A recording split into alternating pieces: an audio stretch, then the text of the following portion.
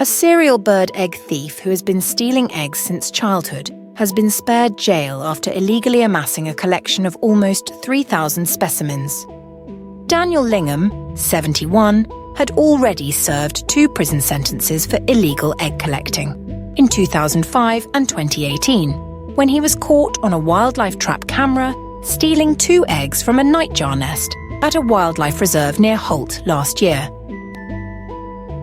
When officers raided his home last year, they found a total of 2,995 eggs, including 2,429 eggs from native birds in his bedroom. Another batch of eggs was found hidden in his bathroom along with a box containing a pair of nightjar eggs with the label Nightjar 2, Holt Lows, June 9th, the location and date on which the theft was caught on camera last summer.